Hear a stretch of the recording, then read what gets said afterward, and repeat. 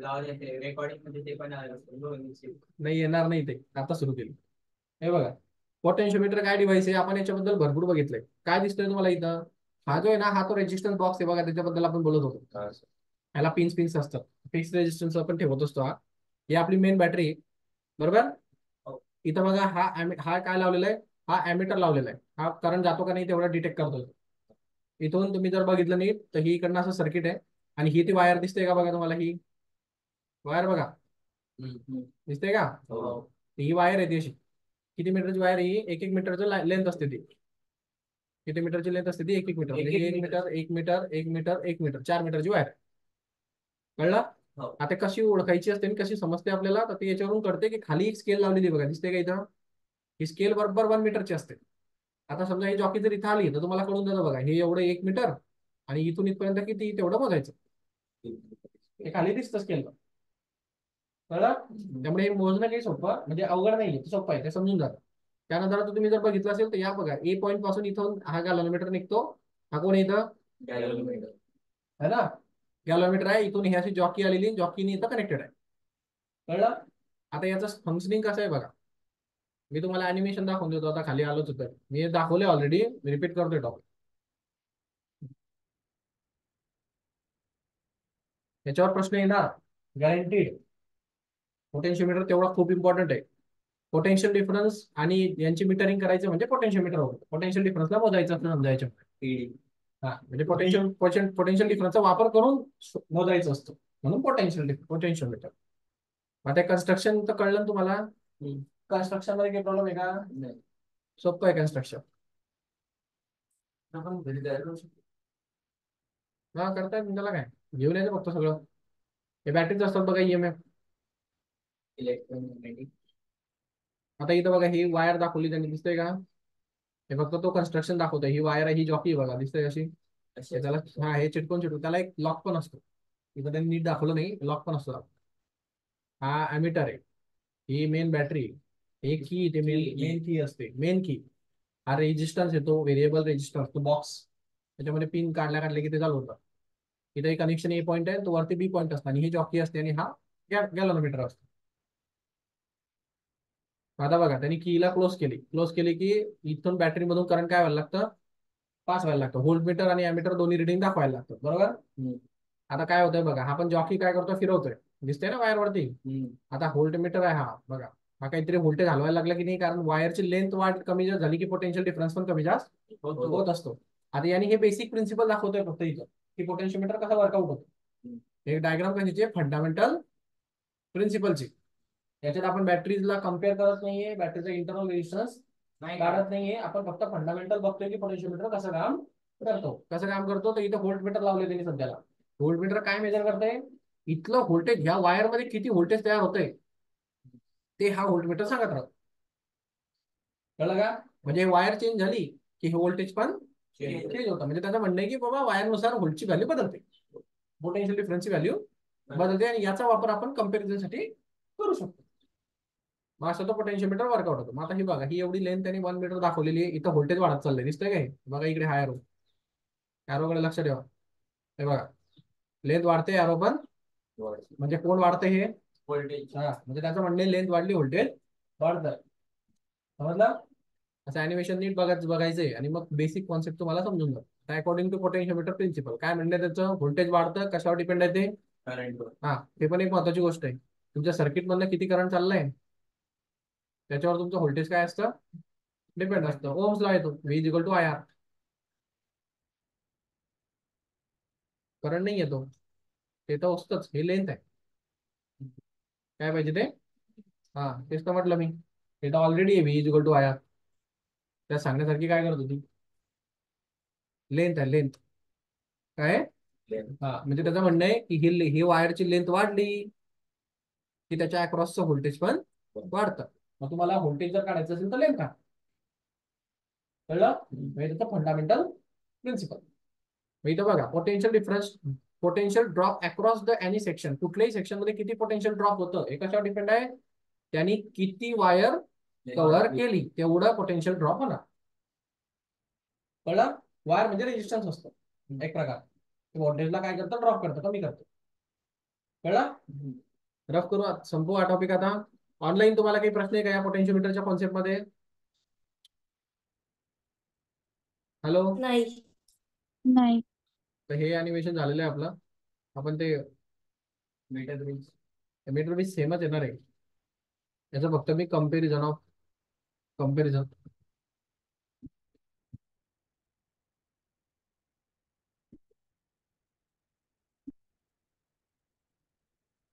ईएमएफचं animation असेल तर बघू.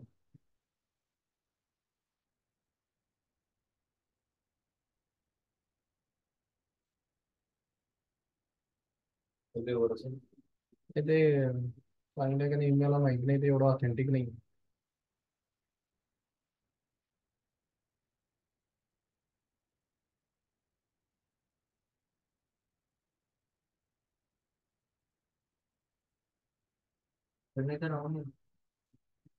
जेव्हा तुम्ही मला मागे ते डायग्राम काढले होते, कळलं होतं तुम्हाला? दोन ईएमएफ घ्यायचे, एकाला चालू करायचं, मग पहिली लेन मोजायची, मग दुसऱ्याला चालू करायचं, मग दुसरी लेन मोजायची, मग E is equal to L1 येतं, है ना? सर ईएमएफ म्हणजे मोटर नाही रे, बॅटरी.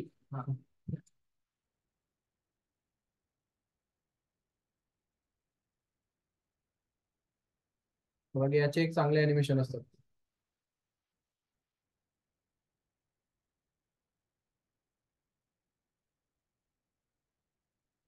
बॅटरीचं टर्मिनल दाखवलंय बघा त्यांनी. आता हे टर्मिनल व्होल्टेज हे काय समजलं तुम्हाला याच्यामधनं, टर्मिनल व्होल्टेज मधनं? तुम्ही एक गोष्ट जर ऑब्झर्व केली नाही, ही बॅटरी ना, ही बॅटरी पूर्णच्या पूर्ण सरळ तसं व्होल्टेज देत नाही. टर्मिनल म्हणजे याच्या ऍक्च्युअली टर्मिनल पर्यंत किती व्होल्टेज पोहोचतं ते दिलं इथं. बॅटरीचं टर्मिनलला जे व्होल्टेज असणार ते किती असणार, त्यांनी जेवढं तयार केलंय तेवढं व्होल्टेज किती आहे, ई.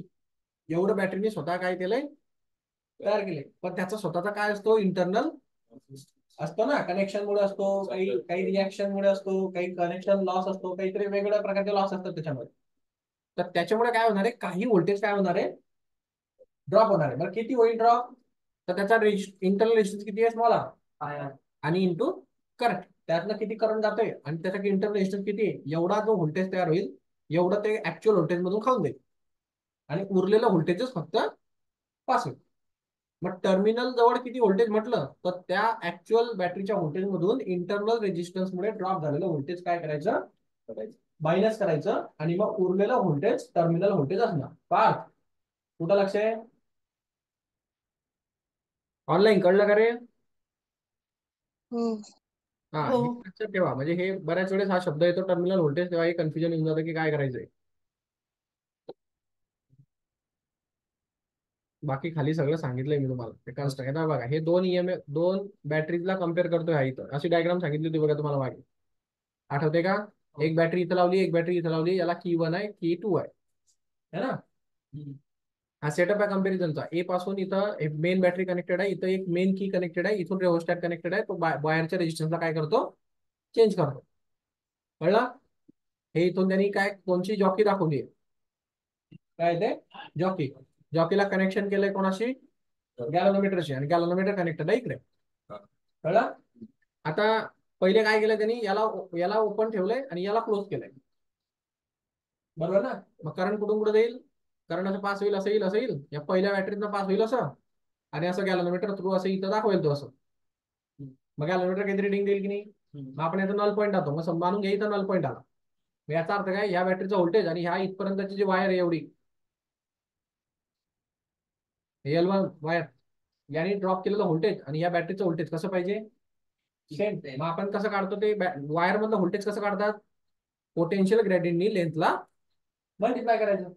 हा, वायर मधला व्होल्टेज भेटतं ना. मग आपण काय काढला होता फॉर्म्युला, की E1 जे असणार हे के टाइम्स ऑफ दी L1 असेल. तसं सेम आता याला याला ओपन करायचं आणि याला क्लोज करायचं.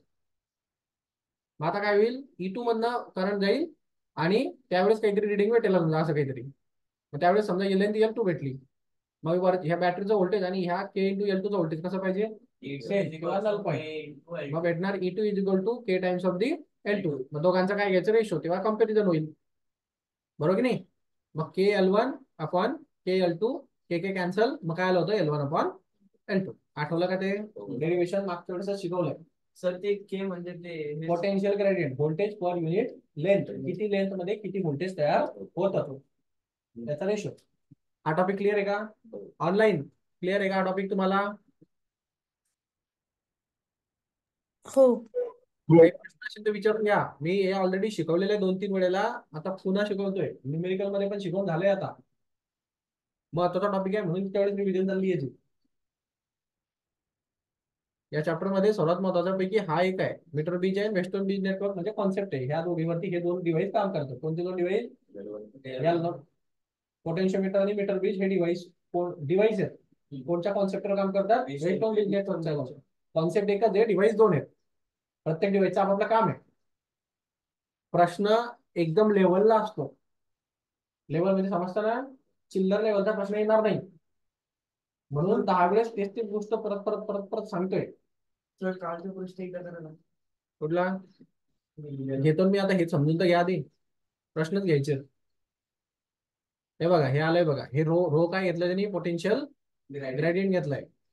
या ठिकाणी रो घेतलाय, कुठं तो के घेतात.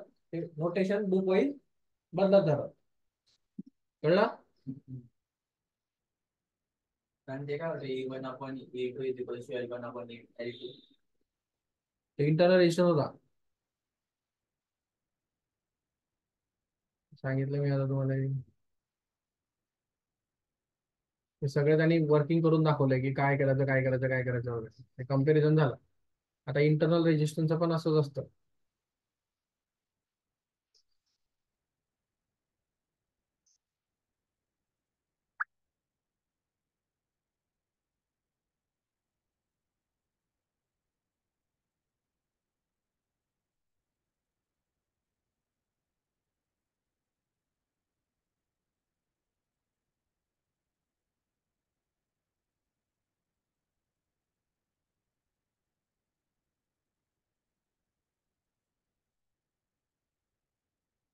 त्याचं अॅनिमेशन असेल का नाही माहित नाही, पण बघू.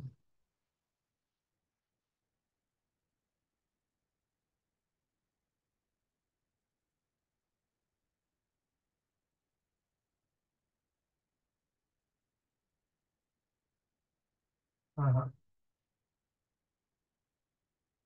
तुम्हाला हे काल मागच्या वेळेस शिकवलं ना मी, इंटरनल रेजिस्टन्स कसा काढतात. तो फॉर्म्युला काढून दिला होता बघा, छोट्या आरचा. ते व्ही घेतला होता, हा, आणि टोटल व्ही ला आय आर टाकलं होतं. काल ना रे, काल शिकवलं ना बघा डेरिव्हेशन मागच्या लेक्चर मध्ये. हो तर काल मागच्या लेक्चरला रे, सर मागच्या लेक्चर कॅन्सल होतं. त्याच्या मागच्या लेक्चरला.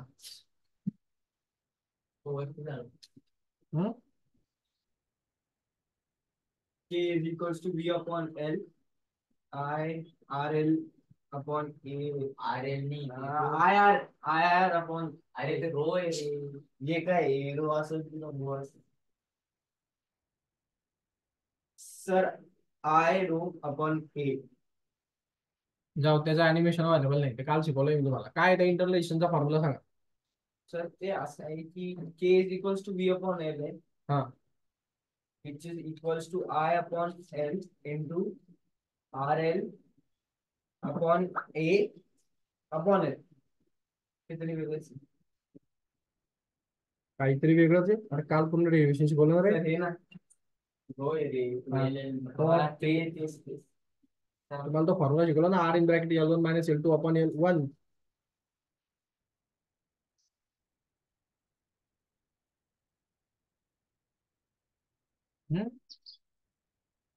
ॲमीटर शिकून घ्या, जाऊ दे अॅनिमेशन शिकून घ्या. म्हणजे ॲमीटर आणि व्होल्टमीटर पण होऊन जाईल.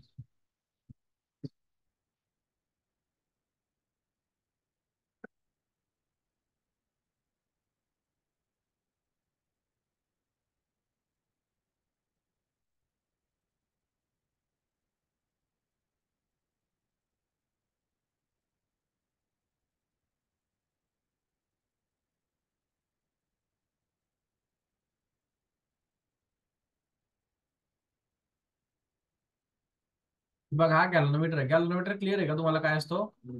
हा, माहिती आहे गॅल्व्हनोमीटर कसं काम करतो? मग ते काय ते बघून घ्या आधी. चला तुमचं नाव नका पाठ करत जाऊ. हे बघा, हा गॅलनोमीटरचा डिव्हाइस आहे ऍक्च्युली. हा गॅलनोमीटर काय डिव्हाइस आहे इथं दिलंय बघा खाली, वाचा ते. Calorimeter is a device used to detect the current. हे माहिती आहे तुम्हाला. With appropriate modification, it can convert into ammeter and we can measure the current of the order of ampere or milliammeter to measure the current in the range of milliamperes or microamperes. म्हणजे आपण त्याला छोटं current मोजण्यासाठी वापरू शकतो. जर गॅलनोमीटरला आपण ammeter मध्ये कन्वर्ट करू शकतो, व्होल्टमीटर मध्ये पण कन्वर्ट करू शकतो, पण आधी गॅलनोमीटर माहिती पाहिजे. मग मी तुम्हाला मागे सांगितलं, एकदा सिरीज मध्ये रेजिस्टन्स लावायचा, एकदा पॅरलल मध्ये रेजिस्टन्स लावायचा, ठरतं. बरोबर. मग आता ते बघा, पहिले गॅलनोमीटर समजून घ्या काय प्रकार आहे, म्हणजे ते वर्कआउट तुम्हाला कळलं की सगळं कळून जाईल. मग फक्त सिरीज मध्ये रेजिस्टन्स आणि पॅरलल मध्ये लावायचं, म्हणजे अॅमीटरने व्होल्टमीटर भेटणार. बरोबर. मग थोडं अॅनिमेशन कडे लक्ष द्या आता. हे कन्स्ट्रक्शन आहे बघा. कन्स्ट्रक्शन मध्ये काय कॉपर वायर केली, त्यांनी वाइंडिंग केली बघा, अशी दिसते का?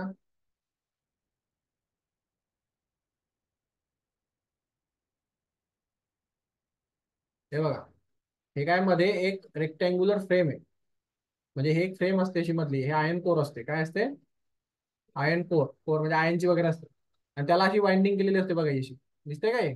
अशी गुंडाळली वायर दिसते का? हो. तुझं कुठं लक्ष रे? तेच ओपन केलं. मग तू इकडे बघ ना, तिकडे बघायची गरज नाहीये. त्याच्या डोक्यामध्ये दिसत नाही ना. हा पण तू इकडे सरक ना मग. डोकं हलवतोय तो. मग तू इकडे पुढे ये. तू कधी सांगशील? ते मोबाईल वाजून ठेव. काय होतं? काय सांगितलं मी? गॅलनोमीटर करंट काय करतो? त्याला मीटर मध्ये कन्वर्ट केलं. अजून थोडं सांगितलं. इथं काय सांगितलं? इथं काय सांगितलं? आता काय सांगितलं इथं? हे काय याची डायग्राम आहे? कशाची? काय येते?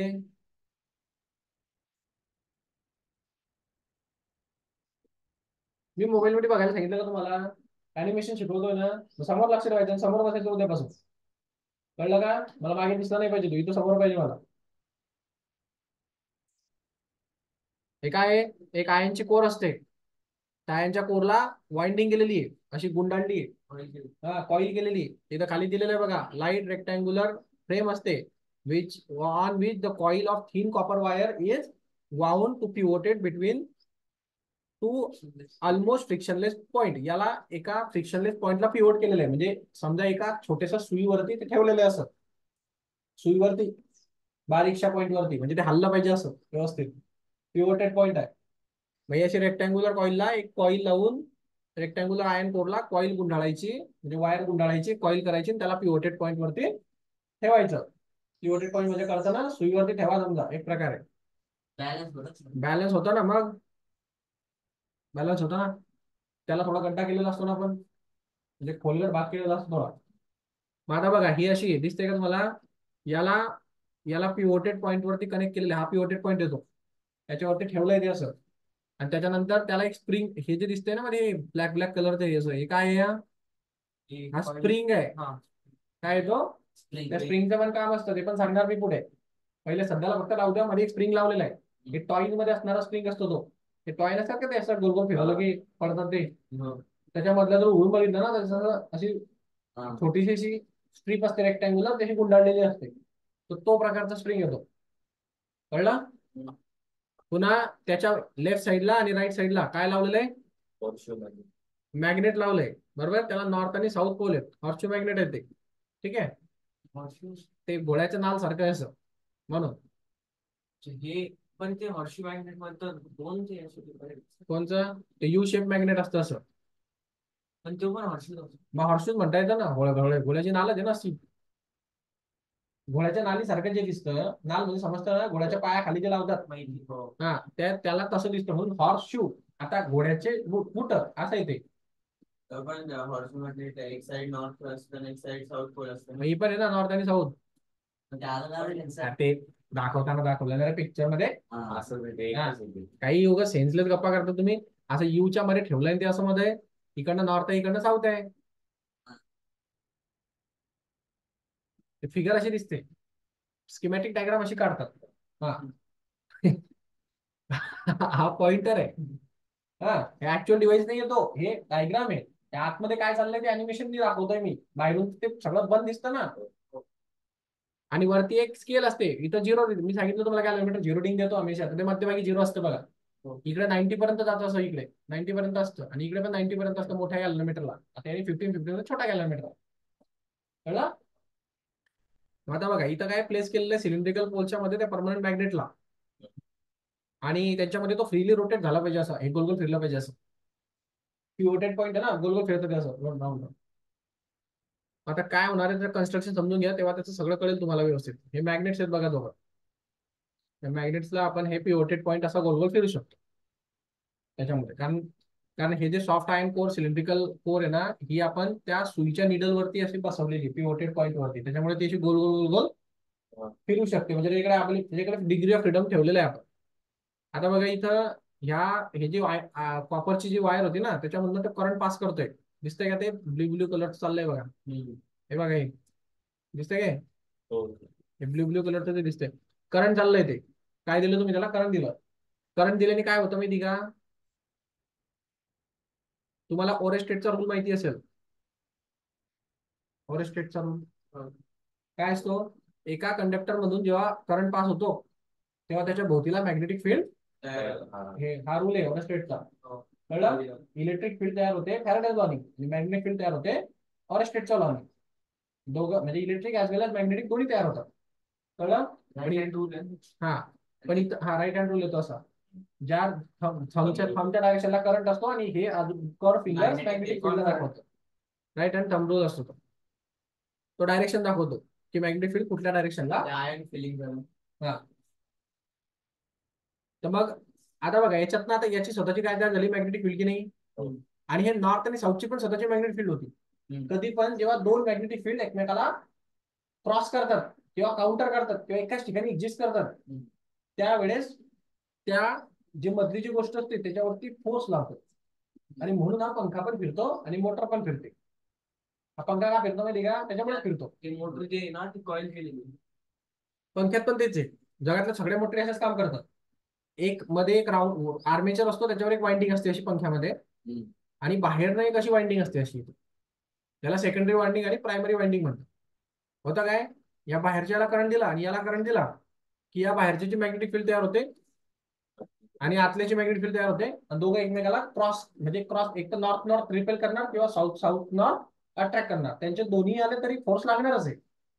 साऊथ नॉर्थ येऊ का नॉर्थ नॉर्थ येऊ, फोर्स तर लागतोच. आणि फोर्स असा लागतो की टॉर्क लागतो. टॉर्क म्हणजे काय? एका सेंटरवर फोर्स न लागता एका सर्टन डिस्टन्सवर फोर्स लागतो. म्हणजे समजा की आता इथं सेंटरवर फोर्स न लागता या ठिकाणी फोर्स लागतो असा, इकडनं इकडे आणि इकडनं इकडे. त्याने काय होतं, एका सर्टन डिस्टन्सवर फोर्स लावला की टॉर्क तयार होतो, आणि टॉर्क तयार झाला की ही गोष्ट फिरायला लागते अशी. कळलं का? मग ही गोष्ट फिरते कधी? तो टॉर्क क्रिएट होतो. टॉर्क म्हणजे काय? दरवाजा लक्षात ठेवा. दरवाजाचं हँडल तिकडे कोपऱ्याला का नसतं?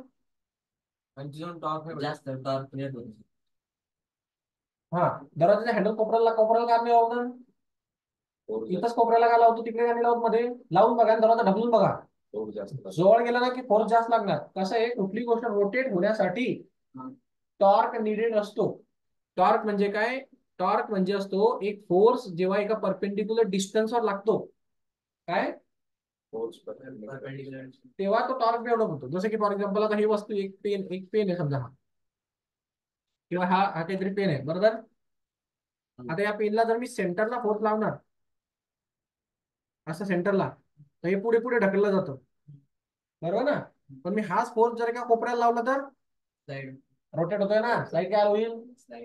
रोटेट होतो. हे बघा,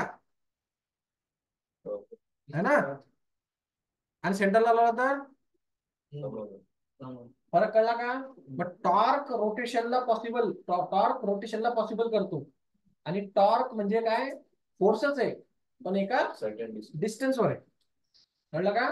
ऍक्सिस पासून एका सर्टन डिस्टन्सवर लागणाऱ्या फोर्सला टॉर्क म्हणतात. आणि टॉर्क आला म्हणजे बॉडी रोटेट होते, नाही तर बॉडी रोटेट होऊ शकत नाही. आणि कुठल्याही बॉडीला रोटेट होण्यासाठी टॉर्क केवढा पाहिजे हे फिक्स आहे. त्या बॉडीला जर तुम्हाला रोटेट करायचे तेवढा टॉर्क त्याला द्यावाच लागतो. आता तो टॉर्क तुम्ही दोन गोष्टींनी तयार होतो. कुठल्या दोन गोष्टींनी? फोर्स आणि डिस्टन्स. आता समजा मला 100 टॉर्क पाहिजे, मला जर हा दरवाजा रोटेट करायचा आहे, मला 100 न्यूटनचा टॉर्क पाहिजे.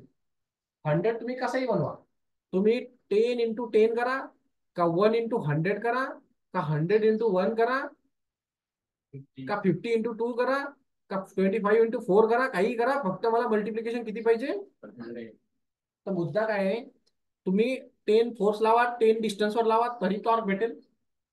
बरोबर ना? तुम्ही 100 न्यूटनचा फोर्स लावा आणि 1 मीटर डिस्टन्सवर लावा, तरी टॉर्क भेटेल. किंवा तुम्ही 100 मीटर डिस्टन्सवर 1 न्यूटनचा फोर्स लावा, तरी टॉर्क भेटेल. गोष्ट रोटेट होणार. मग आपण हे दरवाजाचं प्रिन्सिपल त्याच्यामुळे वापरतो. आपण डिस्टन्स वाढवतो म्हणजे आपला फोर्स आपोआप कमी लागतो. कारण दोघांचं मल्टिप्लिकेशन होऊन तेवढाच टॉर्क तयार होत असतो. कळलं काय हे? हा. मग इथं टॉर्क क्रिएट होतो म्हणून ही गोष्ट फिरते. बरं, ही का फिरते? कारण ती दोन मॅग्नेटिक फील्ड एकमेकाला अट्रॅक्ट करतात किंवा रिपेल करतात, त्याच्यामुळे फोर्स लागतो एका डिस्टन्सवर. आणि म्हणून ते जे मधली जी कॉईल आहे ना, ही अशी, ही काय होते, अशी अशी अशी अशी फिरते अशी. आपण जर दोन्ही पोल्स अट्रॅक्ट झाले तर ते कोलाइड होऊ शकतात. कसं काय? एकमेकांवर अट्रॅक्ट झाले. अल्टरनेटिंग करंट दिलेला असतो. अल्टरनेटिंग करंटचा अर्थ, एका सेकंड मध्ये 50 वेळेला प्लस आणि मायनस पोलॅरिटी स्वतःला काय करते? चेंज करते. म्हणजे 50 वेळेस प्लसच्या जागी मायनस येईल, मायनसच्या जागी प्लस. एका सेकंड मध्ये इतक्या वेळेस तो फ्लक्च्युएट होणार आहे. त्याच्यामुळे एकाच टायमाला एकाच ठिकाणी सस्टेनेबल तसं ते राहणार नाही. कारण तुम्ही देताना करंट डीसी नाही दिला, एसी दिला. डीसी जास्त असतं तर तो तिथे थांबून गेला असता, तो हलणारच नाही. समजतंय का? मग म्हणून प्रत्येक गोष्टी मागे लॉजिक आहे. मग आता काय होणार आहे, याची मॅग्नेटिक फील्ड याला अशी बाहेर ढकलते आणि त्याची मॅग्नेटिक नॉर्थ टू साऊथ असते. मग हे दोघे एकमेकाला काउंटर करून एक काय क्रिएट करतात? टेक्निकल भाषेमध्ये त्याला काय म्हटलं जातं? टॉर्क. काय म्हणतात त्याला? टॉर्क क्रिएट होतो. आणि तो टॉर्क किती क्रिएट होतो हा प्रश्न आहे. हा आपल्याला पुढे येणार आहे topic, magnetic field due to electric current मध्ये. तेव्हा मी हा टॉपिक पुन्हा शिकवणार नाही. आताच नीट समजून घ्या. टॉर्क किती तयार होतो? NIAB साइन ऑफ थिटा एवढा. एन म्हणजे काय? किती टर्न्स आहे त्या, म्हणजे ह्या किती वेळेस तुम्ही वाउंड केलेले असं, नंबर ऑफ टर्न. किती वेळेस टर्निंग केलेलं तुम्ही, असं टर्निंग किती वेळेस केलंय कॉईलला, ते किती वेळेस केले याला एन म्हणतात, कॅपिटल एन. आय म्हणजे तुम्ही किती करंट पाठवला. बरोबर. ए म्हणजे क्रॉस सेक्शन एरिया किती आहे, एरिया किती आहे त्याचा. बी म्हणजे बाहेरची मॅग्नेटिक फील्ड किती लावून ठेवली, हे बाहेरच्या मॅग्नेटिक फील्डला बी म्हणतात. हे नॉर्थ टू साऊथ वर. कळलं? आणि थिटा हा त्यांच्यामधला अँगल असतो. ठीक आहे. मग ह्या एवढा टॉर्क त्याच्यामध्ये काय होत असतो? क्रिएट होत असतो. आणि हा जेवढा जास्त टॉर्क होईल तेवढा हा पॉइंटर जास्त मूव्ह होतो, एकदम पटकन रोटेशन देतो ना, तेवढा जास्त करंट गेला असं आपल्याला कळतं. कारण पॉइंटर हल्ला म्हणजे कोण हलतं? स्केलवरचा पॉइंटर हलतो. हे खालची प्लेट हल्ली, हे कोणाला कनेक्टेड आहे? पॉइंटरला. खालची प्लेट हल्ली की पॉइंटर हलतो. मग करंट गेला का नाही ते कळतं. आता करंट गेल्यावरच होत आहे ना. आता बघा, जर समजा ह्या आयनच्या, ह्या कॉपरच्या कॉईल मधून करंट जात नसेल तर ती आतली मॅग्नेटिक फील्ड तयार होईल का? नाही. जर आतली मॅग्नेटिक फील्ड नाही तयार होणार तर बाहेरच्या मॅग्नेटिक फील्ड सोबत त्याच्या कॉन्फ्लिक्ट येईल का? म्हणजे पॉइंटर हलईल का? मग पॉइंटर कधी हलतो? फक्त जेव्हा करंट पास होतो असेल. मग आपल्याला कळतं ना की करंट गेला का नाही गेला. नाही समजलं? ऑनलाईन कळलं का रे? ऑनलाईन? हो. हे बघा, हा गॅलनोमीटर असतो. हे फॉर्म्युला पण लक्षात ठेवा, NIAB. ठीक आहे. बरं, तो स्टेडी करंट किती जातो ते पण दिलंय त्यांनी. So current is equal to, हा एक प्रपोर्शनॅलिटी कॉन्स्टंट असतो K × फाय. हा फाय म्हणजे काय असतो? फ्लक्स असतो. हे सांगेल मी तुम्हाला, ते नंतरचा पार्ट आहे. इलेक्ट्रिक फ्लक्स असतो तो येतो. आता बघा, मला कशामध्ये कन्वर्ट करायचं? गॅलनोमीटरला व्होल्ट मीटर मध्ये कन्वर्ट करायचंय. गॅलनोमीटर कशात कन्वर्ट करायचंय? कशात लावला? रेजिस्टन्स बघा, सिरीज मध्ये लावला ना. तुम्ही काय करा, त्याला व्होल्ट मीटर मध्ये लावायचं असेल ना, गॅलनोमीटर तसं घ्यायचा आणि त्याला सिरीज मध्ये रेजिस्टन्स जोडायचा, की हा डिव्हाइस जो तयार होईल याला काय म्हणायचं? व्होल्टमीटर. असं आहे. बरं, याची रेंज कशावर ठरते? तुम्ही हा रेजिस्टन्स किती लावला त्याच्यावर त्याची रेंज ठरते. जेवढा रेजिस्टन्स वाढणार तेवढं व्होल्टेज जास्त मोजू शकतो, कारण रेजिस्टन्सचं काम असतं व्होल्टेजला ड्रॉप करणं. मग किती व्होल्टेज ड्रॉप होते हे कशावर डिपेंड करतं, रेजिस्टन्सवर डिपेंड करतं. जेवढा रेजिस्टन्सची व्हॅल्यू मोठी होणार तेवढा व्होल्टेज जास्त ड्रॉप होऊ शकतं, तेवढा व्होल्टमीटर जास्त व्होल्टेजला मेजर करू शकतो.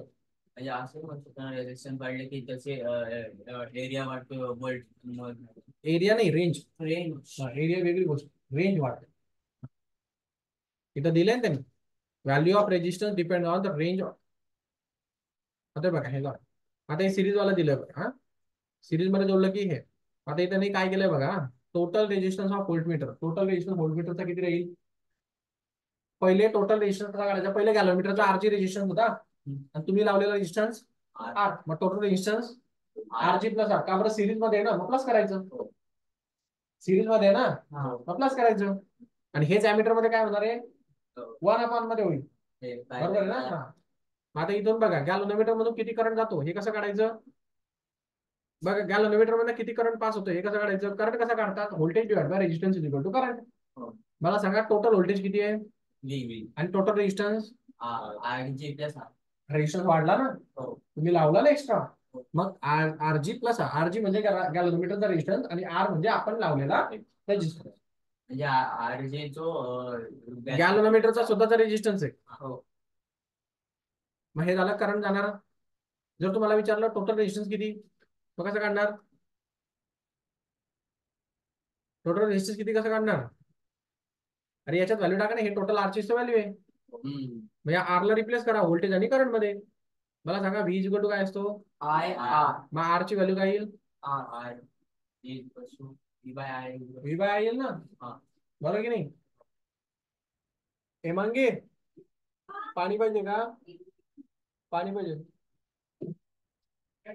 1 मिनिट आहे का. नाही लागेल लागेल. हो हे बघा, रेजिस्टन्सच्या ऐवजी व्ही अपॉन आय टाकायचं. आता मला सांगा हे आरजी रेजिस्टन्स आहे, मग याचं काय येईल, व्ही अपॉन गॅलोमीटर म्हणून जाणारा करंट. V upon I. तर कोणाचा रेजिस्टन्स भेटणार, गॅलोमीटरचा रेजिस्टन्स भेटणार. बरोबर ना. आता हा आपण लावलेला रेजिस्टन्स आहे, याच्यातून जाणारा करंट, याच्यातून जाणारा रेजिस्टन्स कधी भेटेल, हा रेजिस्टन्सची व्हॅल्यू कधी येईल, टोटल व्होल्टेज डिवाइड बाय त्याच्यातून जाणारा करंट. ते पण कोण चाललंय, आता समजा आय करंट चाललंय, आयजी करंट चाललंय, काही पण समजा. बरोबर. मग तुम्हाला फक्त काय करायचंय, रेजिस्टन्स मध्ये व्हॅल्यू काढून घ्यायच्या. आता बघा त्यांनी काय केलंय, आरजीला आरजी ठेवलंय किंवा त्यांनी टोटल रेजिस्टन्स काढून घेतलाय. हा काय केलाय, त्यांनी टोटल रेजिस्टन्स काढलाय. हा टोटल रेजिस्टन्स त्याला कसा भेटणार, व्ही अपॉन आय जी केलं त्यांनी, म्हणजे हे इथला त्याला रेजिस्टन्स भेटलाय. आणि या रेजिस्टन्स मधून त्यांनी गॅलोमीटरचा स्वतःचा रेजिस्टन्स थोडा, हा टोटल रेजिस्टन्स